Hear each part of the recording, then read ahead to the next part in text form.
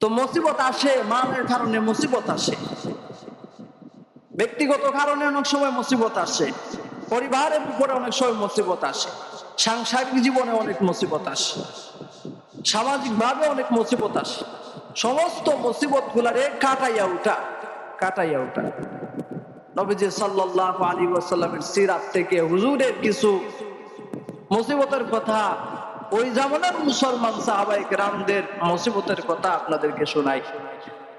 যখন নবীজি সাল্লাল্লাহু আলাইহি ওয়াসাল্লাম সাহাবায়ে কেরামদেরকে নিয়ে, মুসলমানদেরকে নিয়ে মক্কা ছাইরা হিজরত করলেন।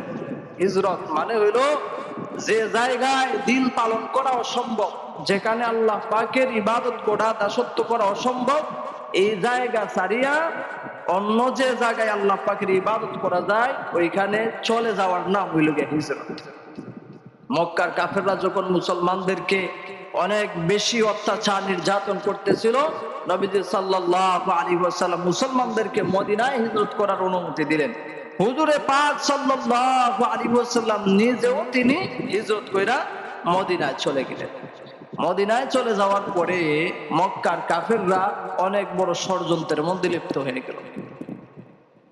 তারা বলল যে মদিনায় যেহেতু মুসলমানরা গেছে, ওইখানে ধীরে ধীরে শক্তি সঞ্চয় করবে, পরবর্তীতে আমাদের উপর তারা প্রতিশোধ নেওয়ার চেষ্টা করবে, তার আগেই আমরা তাদেরকে নিঃশেষ করে দিতে চাই। তারা মুসলমানদেরকে আক্রমণ করার জন্য ষড়যন্ত্রে লিপ্ত হইল। যখন তারা দল বল রেডি হইয়া, অস্ত্রে সজ্জিত হইয়া মদিনার আশপাশে গেল এবং নবীজি সাল্লাল্লাহু আলাইহি ওয়াসাল্লামের কাছে খবর গেল, সংবাদ গেল, মক্কার মুশরিকরা কাফেররা আসছে মদিনায় আক্রমণ করার জন্য, মুসলমানদেরকে শেষ করে দেওয়ার জন্য। তখন নবীজি সাল্লাল্লাহু আলাইহি ওয়াসাল্লাম নিরুপায় হইয়া মুসলমানদেরকে ডাকলেন, সাহাবায়ে কিরামদেরকে ডাকলেন যে একটা পরামর্শ করি, বৈঠক করি। কারণ অল্প স্বল্প মুসলমান, এইরকম তারা শক্তিশালী না। এক দেশ থেকে বাড়ি ঘর ছাইরা, জায়গা জমিন, মাল সব ছাইরা আরেক দেশে গেছে। মালও নাই, শক্তি সামর্থ্য নাই, অস্ত্রও নাই, জনবলও নাই, ধনবলও নাই, কিচ্ছু নাই। আবার মদিনায়ও মজুসি যারা আছে, মুশরিক যারা আছে, এরাও আবার মক্কার কাফিরদের পক্ষে, তাহলে শত্রু সংখ্যা অনেক বেশি। নবীজি সাল্লাল্লাহু আলাইহি ওয়াসাল্লাম আনসার মুহাজির সাহাবায়ে কেরামদের সাথে পরামর্শ করার জন্য মজলিস ডাকলেন। মজলিসে বৈশা নবীজি সাল্লাল্লাহু আলাইহি ওয়াসাল্লাম সাহাবীদের কাছ থেকে পরামর্শ নিচ্ছিলেন যে কি করা যায়, এত বড় বিপদ, এটার মোকাবেলা কিভাবে করা যায়। সাহাবায়ে কেরাম একজনের পর একজন পরামর্শ দিচ্ছিলেন। এই মজলিসের মধ্যে একজন বয়োবৃদ্ধ, সবচেয়ে বয়স্ক সাহাবী ছিলেন। এই উম্মতে মুহাম্মাদের মধ্যে একজন ব্যক্তি সবচেয়ে বেশি বয়স পাইছে। যদি নাম বলতে পারেন 1000 টাকা পুরস্কার। বলতে পারবেন ভাই? হ্যাঁ, আপনি আমার কাছে 1000 টাকা দিন। যাই হোক, উম্মতে মুহাম্মাদের মধ্যে একজন মাত্র লোক যিনি এত লম্বা হায়াত পাইছেন। পূর্বেকার জামানার নবী আম্বিয়া কেরামের উম্মতরা তো অনেক বেশি হায়াত পায়। এই সালমান ফারসি রাদিয়াল্লাহু তাআলা কতদিন হায়াত পাইছিল কইতে পারবে? তাইলে শেষ পুরস্কার কাটা, এসব পরিপূর্ণ হয়েছে। এই সালমান ফারসি রাদিয়াল্লাহু তাআলা দুই নবীর উম্মত। পূর্বেকার নবী যিনি ছিলেন হযরত ঈসা আলাইহিস সালাম, ওনার বাড়ি ছিল পারস্য, রাজ পরিবারের সন্তান ছিলেন। এনার জিন্দেগি যে করুণ কাহিনীগুলো আছে, এগুলা শোনাইতে কমপক্ষে 1 ঘন্টা লাগবে, আরেকদিন ইনশাআল্লাহ। রাজ পরিবারের ছেলে, রাজ পরিবার থেকে দেশে দেশে গোলাম হইয়া, বিক্রি হইয়া, তারপরে মদিনায় আসার অনেক করুণ কাহিনী। এত উৎসর্গ কইরা আয়েশা রাসূলের দেখা পাইছেন, ইসলাম কবুল করছেন। ওনার বয়স ছিল 240 বছর। কত বছর ভাই? উম্মতে মুহাম্মাদের মাঝে এই এক ব্যক্তি 240 বছর হায়াত পেয়েছিলেন। নবীজি সাল্লাল্লাহু আলাইহি ওয়াসাল্লাম শ্রদ্ধার সাথে ওনাকে বললেন যে আপনি একটু পরামর্শ দিন, বয়স্ক মানুষ। তিনি বললেন যে হুজুর, আমি তো পারস্যের মানুষ, পারস্যের রণকৌশল, যুদ্ধনীতি আর একটু আলাদা। তো বর্তমান যে পরিস্থিতি, আমাদের অস্ত্র নাই, শক্তি নাই, মানুষ ওই রকম আমাদের নাই। কমপক্ষে নিজের জানটাকে বাঁচানো দরকার। এদের সাথে আমরা যুদ্ধ কইরা কোলাইয়া ওঠার মতো না, একটু কৌশলে যাতে নিজের জানটারে বাঁচাইতে পারি এরকম একটা পরামর্শ আমি দেই। কি পরামর্শ? বলে মদিনার চতুর্দিকে গর্ত খনন করা হোক, অনেক বিশাল বড় গর্ত যাতে খনন করা হয়, যাতে লাফ দিয়া ঘুরে নিয়ে এটা ঢুকতে এই পায়ের হইতে না পারে, অথবা যদি কেউ চেষ্টা করে এটা পাড়ি দেওয়ার তাহলে যাতে নিচে পইরা যায়, এরকম বিশাল একটা গর্ত যাতে মদিনার চতুর্দিকে খনন করা হয়, এটাকে বলা হয় খন্দক। এটা খন্দকের যুদ্ধ নামেই পরিচিত ইতিহাসের পাতায়। নবীজি সাল্লাল্লাহু আলাইহি ওয়াসাল্লাম উনার এই পরামর্শটাকে গ্রহণ করলেন। ঠিক আছে, তোমার এই পরামর্শের উপর আমার রায়, মদিনার চতুর্দিকে গর্ত খনন করা হবে।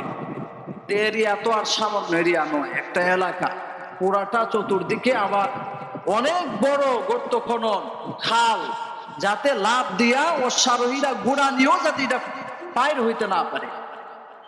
সাহাবায়ে কেরামদেরকে নির্দেশ দিলেন, পালাক্রমে একদিন কইরা কইরা সাহাবায়ে কেরাম হুজুর সাল্লাল্লাহু আলাইহি ওয়াসাল্লাম নিজেও মাটি কাটার মধ্যে শরীক হইলেন। গর্ত খননের কাজ চলতেছে। এই হালতটা কেমন ছিল একটা একটু চিন্তা করেন, ফিকির করেন যে ভাই, দুঃখ কষ্ট মুসিবত কোন জিনিসের না, আমরা তো ওইগুলা বুঝি না। আরে এই সমাজের ফকির মিসকিন যারা আছে এরাও তো 3 বেলা ভাত খায়, তাইলে অভাব আর স্বভাব কোন জিনিস? কিন্তু ওই জামানার দিকে একটু লক্ষ্য করে যে সাহাবায়ে কেরাম বাড়ি ঘর ছাইরা গেছে, এক দেশ থেকে আরেক দেশে গেছে, মনটাও তেমন ভালো না, ইসলামের জন্য উৎসর্গ করতেছেন, ধন নাই সম্পদ নাই, এরকম একটা পরিস্থিতিতে সেখানে দিনের পর দিন যাইতেছে না খাওয়া অবস্থায়। আবার মদিনা মরুভূমির মাটি, এটা আমগো দেশের মতো মাটি না, পাথর মিশ্রিত মাটি, পাথর খাইটা খাইটা খননের কাজ চলতেছে। এরকম অবস্থা হয়েছে, না খাওয়া অবস্থায় মাটি কাটার কাজ এত সহজ না। যারা মাটি কাজ করছে, মাটি খাটছে, এরা জানে যে মাটি বওয়াটা কি পরিমাণ কষ্টে।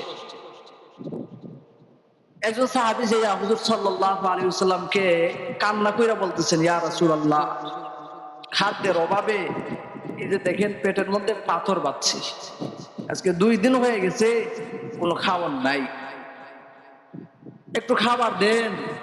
নবীজি সাল্লাল্লাহু আলাইহি ওয়াসাল্লাম নিজেও ক্ষুধার্ত, তার হাতেও কিছু নাই দেওয়ার মতো, তিনি পেট থেকে কাপড় সরাইছেন, সাহাবীকে বললেন যে দেখো আমার পেটেও 2টা পাথর আছে, আমিও আজকে 3-4 দিন ধরে কিছু খাই নাই। হালতটা কেমন ছিল, যে হালতের মধ্যে পড়লে পেটের মধ্যে পাথর বাঁধা লাগে। ও সরদারে দুল জাহান, আশরাফুল আম্বিয়া, সাইয়্যিদুল আম্বিয়া, সর্বকালের সর্বশ্রেষ্ঠ মহামানব, যিনি দোয়া করলেই আল্লাহ তাআলা জান্নাত থেকে খাবার পাঠিয়ে দেন। 3 দিন 4 দিন পর্যন্ত না খাইয়া পেটের মধ্যে পাথর বাঁধছে, এই হালত কি ইবাদত ছাইরা দিছেন ভাই? আল্লাহ পাকের দাসত্ব ছাইরা দিছেন? ঠিকই রব্বুল আলামিনের সাথে তাদের সম্পর্ক ছিল ভালো। দূর থেকে হযরত জাবের ইবনে আব্দুল্লাহ রাদিয়াল্লাহু তাআলা আনহু দেখছেন হুজুরের পেটে 2টা পাথর বাঁধা। সাহাবায়ে কেরাম কি পরিমাণ হুজুরকে মহব্বত করতেন, বলতেন, ইয়া রাসূলুল্লাহ, আমার মা বাবা আপনার কদমে কুরবান।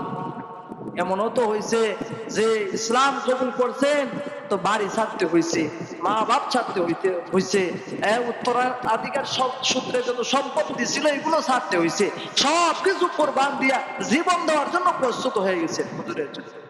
এই পরিমাণ মহব্বত ছিল।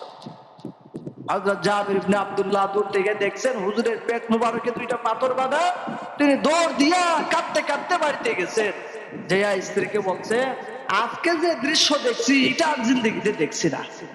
দেখলাম আমাদের প্রিয় রাসূল মুহাম্মদুর রাসূলুল্লাহ সাল্লাল্লাহু আলাইহি ওয়াসাল্লাম ক্ষুধার্ত অবস্থায় 3 দিন থেকে কোনো কিছু খাইতেছেন না, পেটের যন্ত্রণায় পেটের মধ্যে পাথর বাঁধছেন। স্ত্রীকে বললেন, কোন খাবার দাবারের ব্যবস্থা করা যাবে? গরীব সাহাবী। স্ত্রী বললেন যে তেমন কিছু নাই, কিছু জব আছে, 4-5টা রুটি হয়তো হবে, আর ছোট বকরির বাচ্চাটা আছে, তাহলে যাও হুজুরকে দাওয়াত দিয়ে আইসো, আর সাথে 1-2 জন সাহাবীদেরকে, হুজুর তো আর মেহমান ছাড়া খান না, হুজুরকে বলবা যে 2-3 জন নিয়ে আসতে পারেন, আর আমি এই রুটিগুলা তৈরি করতেছি, গোশত তৈরি করতেছি।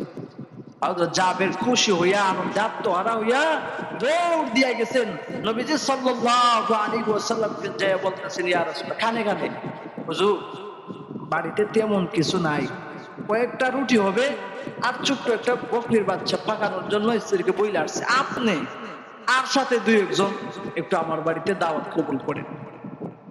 নবীজি সাল্লাল্লাহু আলাইহি ওয়াসাল্লাম কথা শোনার পর মজলিসে যারা ছিল সাহাবায়ে কেরাম, প্রায় শতাধিক হাজারের মতো সাহাবায়ে কেরাম গর্ত খননের কাজে নিয়োজিত।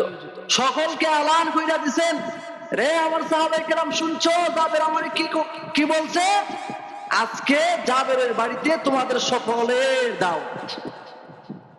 জাবের রাদিয়াল্লাহু তাআলা আনহু হতভম্ব হয়ে গেছেন, নিরুপায় হয়ে গেছেন।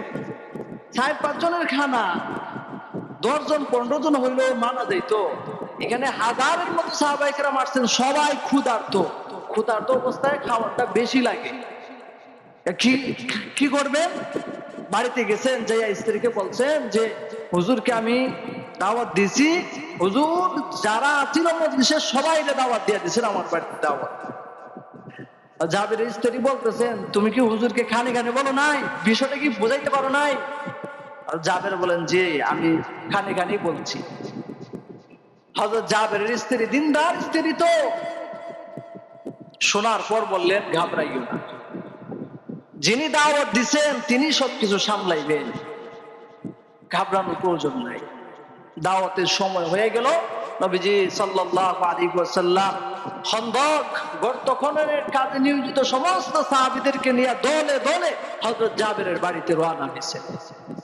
দূর থেকে হযরত জাবের দেখতেছেন সাহাবীদের দল দল আসতেছে, তিনি একবার ঘরে ঢুকেন, একবার বাইর হন, অশান্তির পেরেশানিতে হবেটা কি, আজকে 3-4 জনের খাবার হবেটা কি? নবীজি সাল্লাল্লাহু আলাইহি ওয়াসাল্লাম বাড়িতে যাওয়ার পর সাহাবায়ে কেরামদেরকে বললেন, লাইন ধইরা খাতা ধইরা দস্তরখান নিচে বসে পড়ো। হযরত জাবেরকে বললেন, কি কি রান্না করছো, পাকাইছো, একটু সামনে নিয়ে আসো, ঢাইকা নিয়ে আসো, ঢাইকা নিয়ে আসো। হযরত জাবের এক পাত্রের মধ্যে রুটি ভর্তি, আরেক পাত্রের মধ্যে গোশত ঢাইকা হুজুরের কাছে নিয়েছেন। নবীজি সাল্লাল্লাহু আলাইহি ওয়াসাল্লাম রুটির পাত্রের মধ্যে হাত রাখছেন, হাত মুবারক রেখা বরকতের দোয়া করছেন, আর গোশতের পাত্রের মধ্যে একটু থুতু নিক্ষেপ করছেন। এরপরে জাবেরকে বলছেন, এখান থেকে সমস্ত সাহাবাদেরকে ইচ্ছা মতো মন বইরা যে 6টা রুটি নেই, যতটুকু গোশত নেই, দিতেই থাকবা, দিতেই থাকবা, দেখবা না এটার ভিতরে কি হইতেছে না হইতেছে। হযরত জাবের বলেন, হাজারের মতো সাহাবায়ে কেরাম সবাই ক্ষুধার্ত, এই মুহূর্তে আমি 4টা-5টা যার যতটা রুটি প্রয়োজন এখান থেকে নিতেই থাকলো, দিতেই থাকলাম, গোশত নিতেই থাকলো, দিতেই থাকলাম, সবার খাওয়া দাওয়া শেষ। নবীজি বললেন, আরে তোমরাও স্বামী স্ত্রী খাও, তোমরাও তো ক্ষুধার্ত, আমরা খাইলাম। বললেন, আশপাশে এলান করো, কোন ক্ষুধার্ত ব্যক্তি থাকলে সে যেন জাবেরের বাড়িতে এসে খাবার দাবার ইচ্ছা মতো কইরা যায়। আশপাশে এলান দিলাম, আরো কিছু মানুষ আসলো, আইসা রুটি গোশত ইচ্ছা মতো খাইলো, এরপরে খাবার দাবার শেষ। হযরত জাবের বলেন, হুজুর সাল্লাল্লাহু আলাইহি ওয়াসাল্লাম সাহাবীদেরকে নিয়ে চইলা গেলেন। হুজুর যাওয়ার পরে আমি ভাবলাম 4টা-5টা রুটি রাখলাম, অল্প স্বল্প গোশত, এখানে ব্যাপারটা আসলে কি? ঢাকনা সরাইছেন, ঢাকনা সরাই দেখেন যে এরকম 4টা-5টা রুটি ছিল, 4টা-5টা রুটি রয়ে গেছে, গোশত যে রকম ছিল ওই রকমই রয়ে গেছে। এরপরে হুজুরের কাছে দৌড়িয়ে গেছে, হুজুর যেগুলা রাখছিলাম এইগুলাই তো রয়ে গেছে। হুজুর সাল্লাল্লাহু আলাইহি ওয়াসাল্লাম বললেন যে, তুমি দেখে ফেলছো? আরে তুমি যদি না দেখতা তাহলে সারা জিন্দেগি খাইয়ে ওইটা শেষ করতে পারতা না, কিয়ামত পর্যন্ত এই বরকত থাকতেই থাকতো। এটা ছিল হুজুর সাল্লাল্লাহু আলাইহি ওয়াসাল্লামের মুজিজা, মুজিজাতুন নবী সাল্লাল্লাহু আলাইহি ওয়াসাল্লাম। তো দেখেন ভাই, ওই যে খন্দকের যুদ্ধ, এরকম দুরবস্থার মধ্যে পয়রাও সাহাবায়ে কেরাম ক্ষুধার্ত অবস্থায়ও রমজান মাসে দেখেন না, জোহরের পরে আসরের পরে কি পরিমাণ খিদা লাগে, মাথা নষ্ট হয়ে যায়, একটা কথা 2বার জিজ্ঞেস করা যায় না মানুষদের, কি পরিমাণ মেজাজ খারাপ। তো সাহাবায়ে কেরাম 2 দিন 3 দিন 4-5 দিনের উপবাস করতেছেন। হযরতে ফাতেমা বলেন যে হযরত আয়েশা সিদ্দিকা রাদিয়াল্লাহু তাআলা আনহা বলেন যে হুজুরের ঘর সংসার করছি, কখনো এরকম হয়তো 3 মাস চলে যাইতো, 3টা চাঁদ দেখতাম, শুধুমাত্র আসওয়াদাইনে খালো খেজুর খাইয়া খাইয়া 3 চাঁদ কাটাইয়া দিতাম, কোনো ভাত বা রুটি গোশত খাওয়া সম্ভব হইতো না। নবীজি সাল্লাল্লাহু আলাইহি ওয়াসাল্লাম একদিন হযরতে ফাতেমা রাদিয়াল্লাহু তাআলা আনহার ঘরে গেছেন, দরওয়াজায় দাঁড়িয়ে ডাকতেছেন, দরজা খোলো। হযরত ফাতেমা দরজা খুলতেছেন না। কয়েকবার ডাকার পর হযরতে ফাতেমা জবাব দিচ্ছেন, আব্বা আপনি আসার পরে তো সব সময় সাথে সাথে দরজা খুলে দিতাম, আজকে আমার অবস্থা হইলো যে আমার পরনে কোনো কাপড় নাই, কোনো কাপড় নাই, যেটা পইরা আপনার সামনে আসবো, দরওয়াজা খুলবো। নবীজি সাল্লাল্লাহু আলাইহি ওয়াসাল্লাম নিজের শরীর মোবারক থেকে চাদরটা ভিতরে নিক্ষেপ করলেন, বললেন যে এটা পইরা দরজা খুলো। দরওয়াজা খোলার পর হযরত ফাতেমা কাঁদতেছিলেন আর বলতেছিলেন, আব্বা কেমন স্বামীর করে আমাদের দিছো, আমাদের কি দুনিয়ার মধ্যে কোনো চাহিদা নাই? নবীজি সাল্লাল্লাহু আলাইহি ওয়াসাল্লাম সান্ত্বনা দিচ্ছিলেন যে মা, জান্নাত চাও না দুনিয়া চাও? জান্নাত চাও, জান্নাতের সুখ শান্তি চাও না দুনিয়া চাও? আমাদের মানুষ হইলে জান্নাতও চায়, দুনিয়াও চায়। দুনিয়া তো পাহাড় ভর্তি টাকা চায়, ধন সম্পদ চায়, সুখ শান্তি চায়, আরামে আয়েসে বিলাসিতায় মত হয়ে থাকতে চায়, আবার জান্নাতও চায়। এটা কি খামখেয়ালির কোনো বিষয় ভাই? হ্যাঁ, দুনিয়াতে সুদে ঘুষে হারামে হারামে যা আছে সব চায়, আবার আখেরাতে জান্নাতও চায়। সুন্দর সুন্দর কাপড় পয়রা থাকতে ভালোবাসে, দামি দামি জিনিস ব্যবহার করতে ভালোবাসে, আর ভালো ভালো খাইতে পছন্দ করে, সম্পদের পাহাড় জমা করতে ভালোবাসে, আবার সে জান্নাতও চায়। এজন্য দুঃখে সুখে সর্বহালতে ওই রকম হালতার অবস্থা তো আমাদের আসে নাই ভাই, ওই রকম হালতার অবস্থা আমাদের আসে নাই। আজকের আলোচনার মূল পয়েন্টই হলো এটা যে শুধুমাত্র সুখে পড়লে আল্লাহর ইবাদত এইরকম লাগে। সাহাবায়ে কেরামদের উপরে এইরকম ঝড় তুফান গেছে, খন্দকের ইতিহাস, আরো লম্বা চূড়া ইতিহাস। এজন্য আল্লাহ সুবহানাহু ওয়া তাআলা আমাদের নির্দেশ করছেন খালেস ভাবে, ওয়া মা উমিরু ইল্লা লিয়াবুদুল্লাহ মুখলিসিনা লাহুদ্দিন, যে তোমরা সর্বহালতে আল্লাহ পাকের ইবাদত করো। সুখে থাকলেও ইবাদত যেন হয়, দুঃখে থাকলেও মাওলার সাথে যাতে সম্পর্ক থাকে, ধন থাকলেও যাতে আল্লাহ পাকের রাজি খুশি হাসিল করার চেষ্টা করা হয়, ধন না থাকলেও যাতে আল্লাহ পাকের দিকে মনটা ধাবিত হয়।